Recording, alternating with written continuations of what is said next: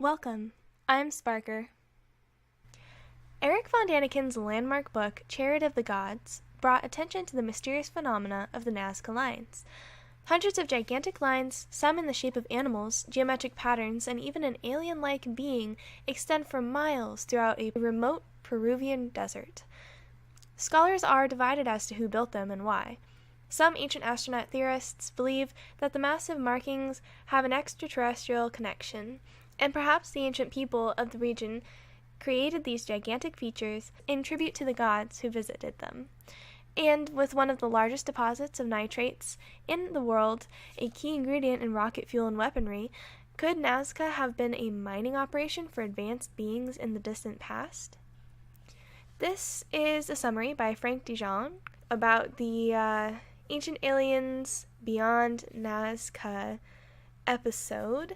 And of course, I'm referencing Ancient Aliens because this is one of the most vocal sources that we have as a community that actually talk about mysterious lines in the desert, and that's what we're going to be going over today. Specifically, we're going to be focusing on the Nazca lines that I've actually found here in North America that haven't been mentioned by anybody at all as far as I'm aware. Alright, so let's dive in. So what I'm reading right now is an article on a website called allthat'sinteresting.com. It's titled Unlocking the Mystery of Peru's Massive Nazca Lines, and it's written by Daniel Rennie. It was published in May 6th of 2018 and then updated October 5th, 2018. Dating back to 500 BC, the Nazca lines have been called the eighth wonder of the world. Seems like everything has been called the eighth wonder of the world, just putting that out there. This is the condor, one of the 70 plant and animal geoglyphs, or ground drawings. Geoglyphs, remember that phrase? We're going to be using it a lot in this video today. Advancements in technology have led to some startling discoveries in archaeology. Archaeology has long drawn from other fields, and recently drones and satellites have become as important a tool for archaeologists as a trowel and a shovel. In fact, initiatives such as Global Explorer, founded by space archaeologist Sarah Parkick, allow citizen researchers to get in on the job by analyzing satellite images for archaeological features and to identify the signs of looting of heritage sites. And we will talk about that here in a moment. For their first project, volunteers analyzed satellite imagery in the Peruvian desert. When we were thinking about countries to go to, it had to be a country that everyone in the world would know is important, said Parkick. For the task, they chose one of archaeology's most iconic and enigmatic sites, the Nazca Lines. So what are the Nazca Lines? And here we have the humanoid figure nicknamed the astronaut. The Nazca Lines, referred to as geoglyphs or ground drawings, are characterized by a massive series of lines that run parallel for miles, while also being wavy and crisscrossing. They often form into one of over 300 different geometric patterns, including 70 animal and plant forms. Perhaps the most well-known and intriguing etching is that of a humanoid figure nicknamed the astronaut. In 2018, Global Explorer sent drones over the 37-mile-long and 1-mile-wide desert canvas, where these lines are etched between the Inca and Nazca valleys. In their findings, they discovered over 50 new ground drawings in the adjacent province of Palpa.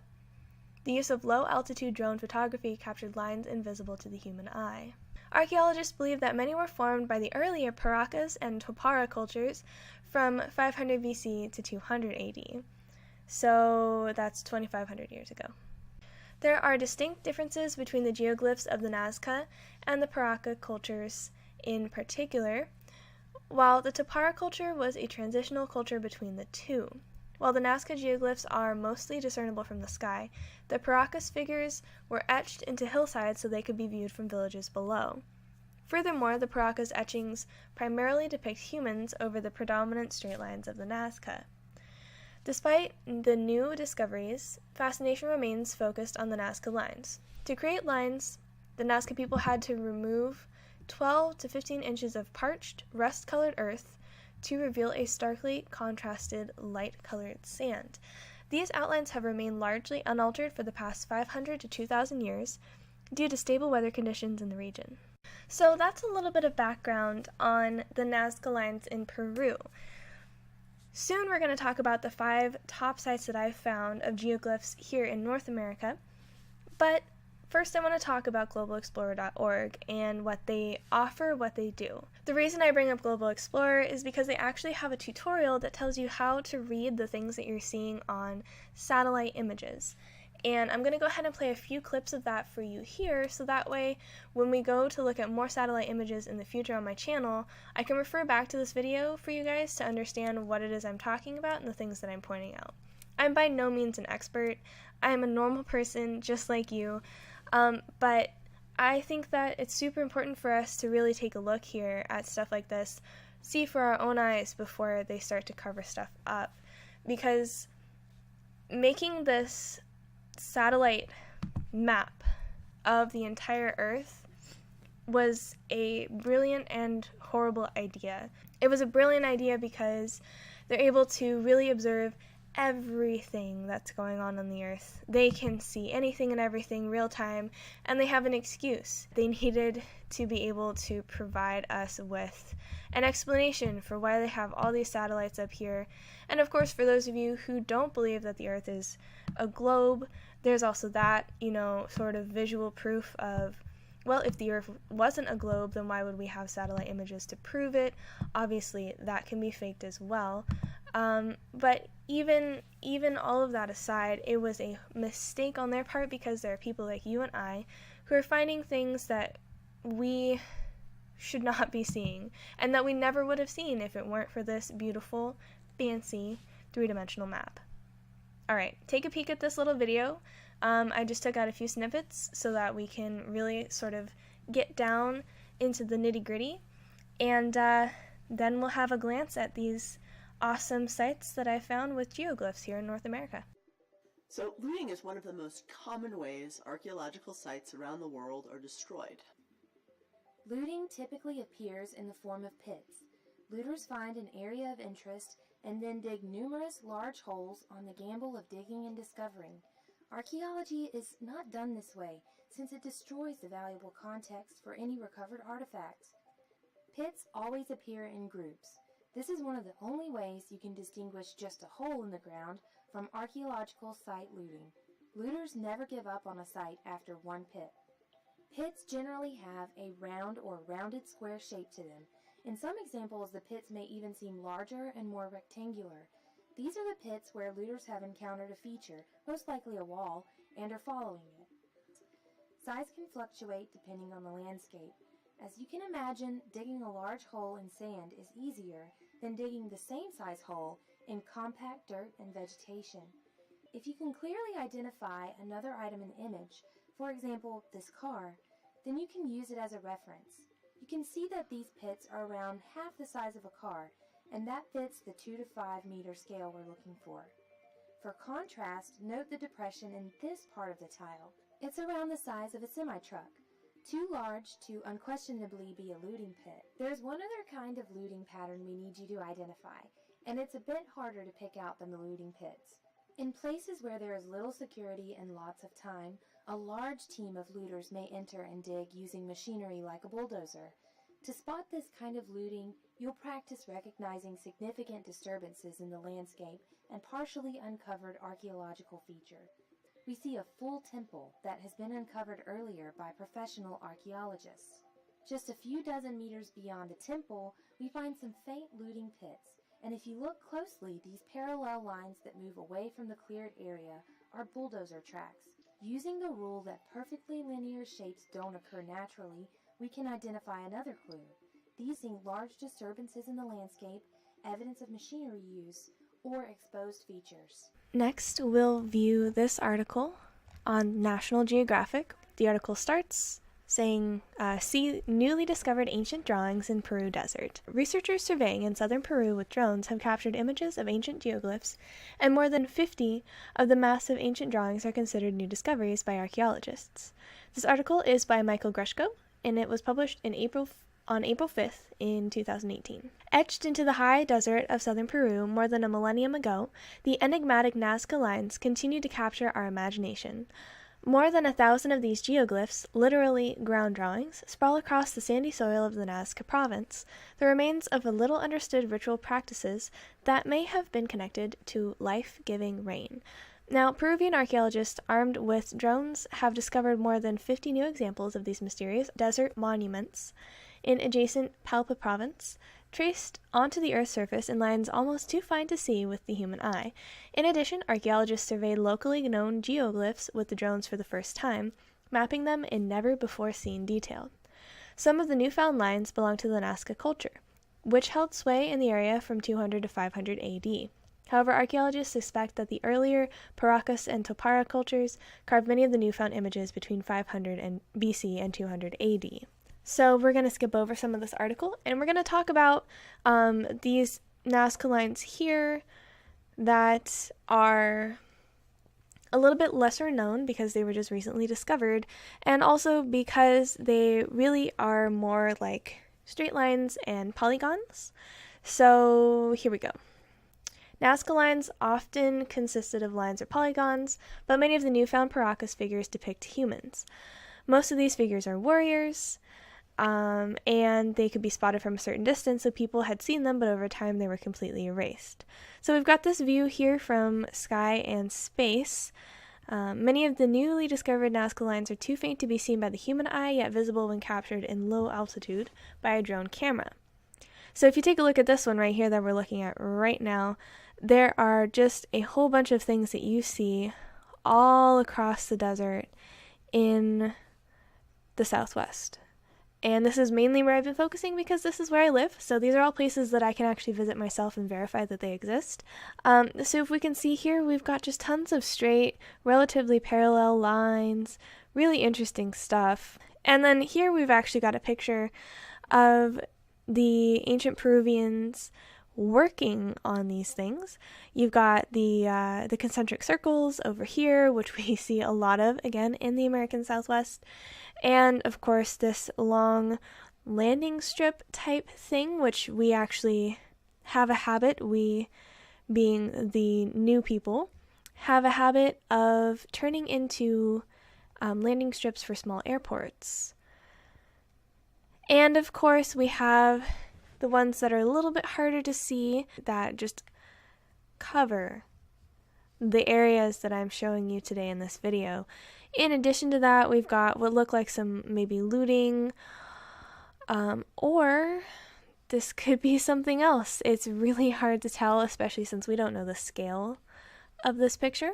And we're going to take a look at one more Peruvian style of geoglyph. So this article is titled Ancient Travelers Created These Sprawling Circular Structures During Pit Stops. It's available to read on livescience.com in their history section. The article was written by Stephanie Pappas, and it was published in October 26th, 2018. Alright, so I'm going to sort of give you guys the gist of this article. It's not terribly long, but I know that this video is running on kind of long, and I want to make sure that I keep your attention because this is important. We have to really look at this stuff and find what we can so that we can learn about our true past.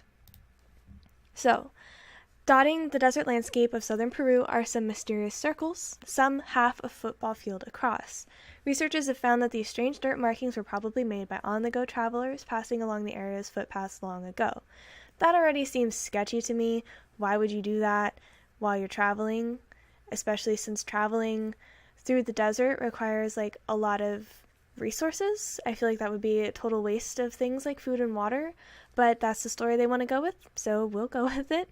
The circular geoglyphs are positioned along the old transport route, and the marks may have been made over many centuries from as early as AD 200 to as late as AD 1400. Travel in this era occurred on foot with llamas as beasts of burden. The current study focused on the Sihuas Valley in southern Peru. The researchers used a combination of fieldwork, drone imagery, and satellite images to precisely map the location of ancient footpaths and circular geoglyphs, which range in size from 9.8 feet to 180 feet in diameter. Sometimes the circles contain broken pottery or small caches of painted stones, as if someone had made an offering. They somewhat resemble the famous Nazca lines, also in southern Peru, which were also made by moving aside the top sediment. But the Nazca lines are much more complicated than Peru's circles, depicting animals such as jaguars and monkeys, and reaching up to 1,200 feet long. One-ring geoglyphs were the most common, but there were also geoglyphs made of 2 or 3 concentric circles. There we go with the concentric circles again. And those ones tended to contain more artifacts. The geoglyphs were often found at what Jennings called inflection points, where the path or view changed. They were particularly frequent at spots where the paths crested a couple thousand feet from valleys up to the flat pampa landscape. They're hard to date precisely, but seem to come mostly from between 8600 and 1000, a time known as the Late Intermediate Period, when people were traveling farther and trading goods across the region. Today, many of the llama trails those people created are disappearing as irrigation and agriculture take over the Pampa Plain. The researchers in the new study are working quickly to document the region by drone and satellite before these ancient markings vanish. Like Jennings said, it's very important for us to map our lines as well, and that is why I'm working tirelessly to find them all and mark as many as I can. Okay, and then this last piece of information is something that I am super eager to share with you guys. It has to do with some geoglyphs in North America and in the desert that are actually documented, that we never hear about, which I think is kind of crazy with all of this new information on the Nazca lines being discovered in the last year. Nobody thought to bring up the Blythe Intaglios. I hope I'm saying that right. So, the Blythe Intaglios. You've never heard of them before, right? They are these anthropomorphic geoglyphs in the Colorado Desert. They are a series of gigantic geoglyphs found 15 miles north of Blythe, California, in the Colorado Desert.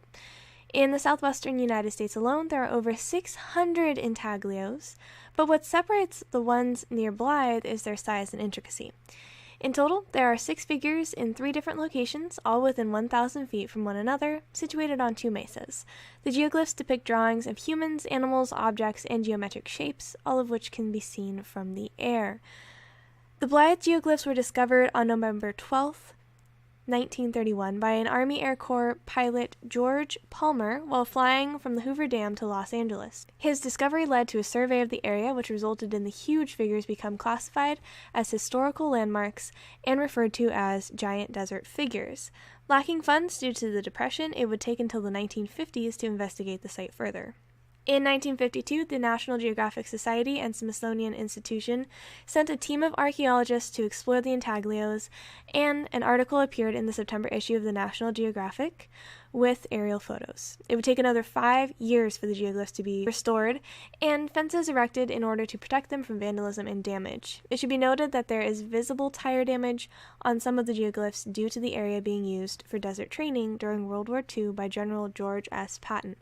Today, the Blythe Intaglios are protected by 2 lines of fences and open to the public at all times as State Historic Monument number 101. And just as a side note, I wanted to mention that this area is not very far from Mount Shasta, and there are actually a lot of legends surrounding Mount Shasta and the ancient people who are supposed to have inhabited the mountain, and people think they still live there. Alrighty guys, so here are the 5 geoglyphs that I was able to find in the North American area, particularly the American Southwest, over the course of about 3 hours. And this was, just me looking around, following your basic straight lines that we see through the desert that aren't connected to roads or cities or anything. And it took me to some pretty amazing places. I had a hard time narrowing it down, but these were the top 5. The first I want to show you are actually these 2 right here. So I've labeled them, I call them North American Geoglyph A1 and North American Geoglyph A2. Now from what I've been able to research, I've not found any information on these, but if you guys know what they are, please feel free to tell me. I'd be more than happy to hear about it. Thanks to Google Earth, we have this handy dandy tool right here, which I love, which allows us to go back in time and see what these things looked like back in the day. And we're also able to measure these guys. So we're going to do those 2 things today. So we've got the geoglyph A1 and A2. We're going all the way back to 98. So we've got this black and white quote-unquote satellite photo of these two things. And we can't zoom in too close with the 1998 version of this satellite photo, but as you can see, they're pretty old. And they really haven't been touched since they were made. At least since the 1990s, because look, nothing has changed. Not a single thing. Don't you find it fascinating how straight these lines are and how evenly, it's almost like two asterisks just sort of chilling up here, and there's not really a reason for them, you know.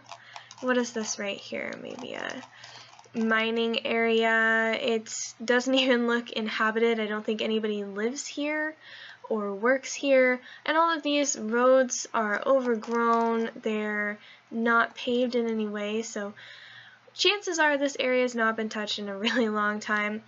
But you've got these two lovely dudes right here. So now I'm going to take this awesome measuring tool and we're going to find out how big these guys are. So we can say that this one on average is like half a mile by half a mile. Pretty good. Alright, excuse me. There we go. Alright, so next we're going to take a look at this one. Boom. Boom. Okay, so that one's 0.51 miles. They're both half a mile by half a mile, which is relatively large compared to the scale of the Nazca lines. And notice there's this whole little development all around these little geoglyphs. And also notice the mining that took place over here. This is signs of mining. It's probably still going on. Looks like there's still some type of quarry sort of operation. You got some spoil tips here. So this mining might be happening currently, and this might be the last opportunity that we have to see these guys. Because if they keep continuing over and over, well, these ones won't be here much longer, and it makes me wonder what was here in this big chunk that is now missing. What was here? Were there more of these? Do we know? No, we don't. So next we're going to go over to North American Geoglyph A3. I call it the ripple line. And it's actually got large concentric circles that span out super far. When I first counted them, I thought there were 6. There's actually a lot more than that if you count this little crater here in the middle, which again is oddly blurry compared to everything else. I mean, we're not super far zoomed in here, and we're not allowed to get a very good view of this spot, which I found to be kind of fascinating. So the best way to count all of the circles here is actually to bring it all the way back to 1998 to the black and white. We can see things a little bit more clearly with the contrast here. So if we're counting the middle, which I'm assuming was a circle at some point, we've got 1, 2, 3, 4, 5, 6, 7. It's hard to see, but here is 8,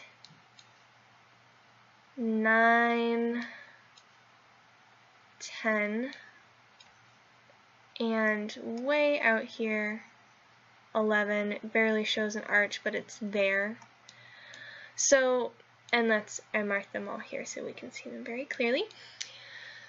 So that's interesting, is it not? We've got a whole bunch of little lines all close, you know, and it spans out super far. What kind of a practical use would this have in the modern world? I can't think of any. If you know what this is, please drop it in the comments below, but there is just no sign of what this is and why it goes so far out.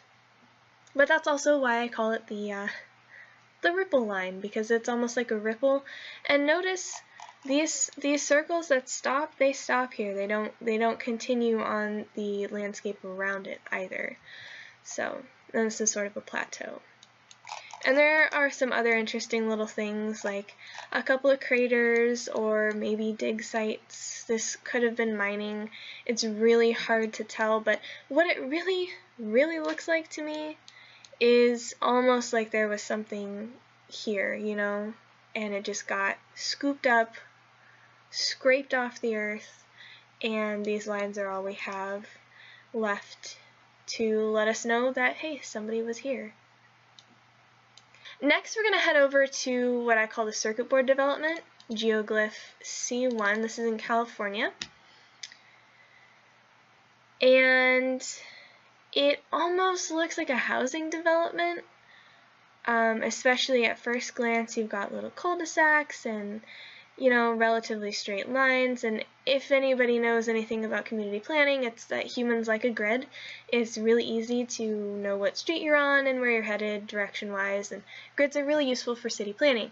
So this looks relatively cool until we zoom out, and this thing is extensive and it is old. Alright, notice everything is sort of curvy and swirly and almost like woven in, and if you ask me, it actually kind of looks like a circuit board, which is why I called it the circuit board development. You can see here, like, it expands, it goes on and on and on, and it's just not what you would consider traditional city planning. Now, obviously, places get planned out before people move in. That's a thing that happens. But would you wait 20 years to fill a place like this? Imagine all the amount of work and effort people put into flattening out these quote-unquote streets, building these cul-de-sacs, making an ideal landscape in their mind for living, and there's a road even that goes straight through this area, you know, so it's not unreasonable that this might have been a place where people were trying to live. And there's even a bed and breakfast out here, like a little vacation area, and there are a couple of homes, but this has been here for a really long time. And you can tell because these lines look weathered even 20 years ago, which means we're talking, I don't know, 50, 100 years back. It just doesn't make sense. And even all the way back to 1984, which is now 30 plus years ago, it's still here. That to me is crazy. That's just crazy to me. Last but not least, we will be heading on over to the Blythe Intaglios. So another place in California. This place is well documented. Supposedly this whole area is filled with humanoid creatures and some concentric circles. You notice these vehicle tracks are actually military training from World War II, but these guys have been out here for a while. This was before we had a decent satellite, I guess, or maybe they hadn't been quite as preserved, which I think is interesting to take a look back. And it almost makes me wonder if this is one of those things that perhaps is not as old as we think, because these things are just not as big as the other ones that I found. I mean, this guy right here, you look at him, you think, oh my god, he's giant, and it turns out he's not even half a mile. I think that's kind of interesting. So this is less of a, look what I found, and more of a, I wonder if this is legit. And again, you know, here's another dude. It seems to be just a lot of dudes with dogs. And this one is tiny as well. So it makes me wonder, you know, just how legitimate is this? It could be really legitimate, but the fact that we can go back into the 90s and not even see anything, whereas if we, again, go back to North American Geoglyphs A1 and A2, and we go into 1998. These guys are clearly visible, very clearly visible from the sky, and yeah, so those are my little geoglyphs that I found. If you find more, please post the coordinates in the comments below. I want to be able to see them on Google Maps, and I want to be able to help other people find them as well. And if you have information on what these things are, I would love to hear about it, because I don't want to be providing you guys with the wrong information. I hope you guys enjoyed my video. I know this one was a little bit long-winded, but it was really fun and exciting to look around and see what I could find. I'm eager to get back into looking at more of these. There are lots of interesting things that I want to talk about with you guys that I've actually marked. So I'm not sure what my next video is going to be about, but if there's something that you want to watch a video about, I guess, feel free to put it in the comments below. Like, share, comment, subscribe, all that awesome stuff. And thank you guys so much. I hope you're having a spectacular week. I hope your new year is starting off amazing, and I will hopefully be talking to you very soon. This is Sparker, signing off.